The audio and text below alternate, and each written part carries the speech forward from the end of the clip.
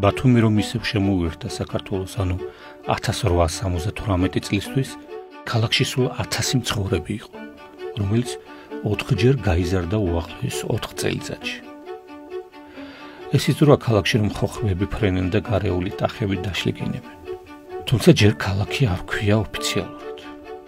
ბათუმი არა მარტო რბილი კლიმატით გამოირჩევა, არამედ ზომიერითაც. რადგანაც წელიწადის სხვადასხვა დროებს შორის ტემპერატურის სხვაობა არც ისე დიდია, წერდნენ მაშინდელი მკვლევარები. 1901 წლისთვის საშუალო წლიური ტემპერატურა ბათუმში 14 გრადუსი დაფიქსირდა ცელსიუსის სკალით. ეს დასკვნა ბოლო 14 წლის დაკვირვებამ გამოიღო. ბათუმის კლიმატს კეთილმყოფელი გავლენა აქვს სასუნთქი გზების ქრონიკულ დაავადებებზე. ავადმყოფები, რომელთაც სასუნთქი გზების მწყო ინფექციური დაავადებები შეეყარათ, ბათუმში ადვილად იკურნებიან. აქაური ჰავა დადებითად მოქმედებს გული დაავადებულებზე, შველის ნევრასთენი და ისტერიკის შეპყრობილებსაც. ბანაობა კი ყველგან შეიძლება, ყურეშიც და ზღვაშიც. ორივეგან ზღვის ფსკერი სწორია და თანდათან ხმავდება. საფონოო სეზონის დადგომისას ბათუმში ზღვის ტემპერატურა უფრო მაღალია ვიდრე ყირიმის სანაპიროზე. ბანაობისთვის ყველაზე ხელსაყრელი დრო მაისი და ივნისის პირველი ნახევარია, შემდეგ აგვისტოდან ოქტომბრის დასაწყისია. სუბტროპიკული კლიმატის წყალობით მრავალი ჯიშის მცენარე ხარობდა, რაც ბუნების მოყვარულებს ფანტაზიას უყივებდა.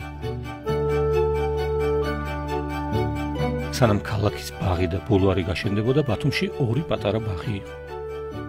ერთი ბაღი ჯერ კიდევ ოსმალურ პერიოდში მოეწყო დღევანდელი ბულვარის მთავარ შესასვლელად. ბაღს მელექ-ბაღჩა ერქვა და ბათუმელთა შემოწირულობით გაშენდა. მელექ-ბაღჩა ანგელოზის ბაღს ნიშნავს. მეორე რუსეთის კონსულს ოსმალეთის იმპერიაში და მცენარეთა დირექტორ ფიალს ჯუდიჩს ეკუთვნოდა. იგი სანაპიროზე ცხოვრობდა დღევანდელი გოგებაშვილის ქუჩაზე. დღეს აქ საბროშო ბაღია. ჯუდიჩის სახლი პირველი ორსართულიანი ქვის სახლი იყო ბათუმში.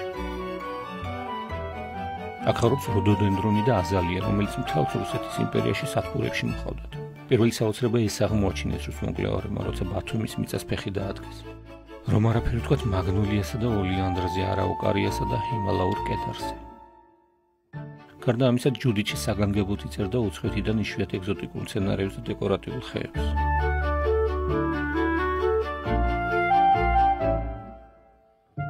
(1893) წლიდან ჯუდიჩის ბაღიდან ბევრი ძვირფასი მცენარე მერე ქალაქის ბაღში გადარგეს და იქნებ დღესაც ხარობს.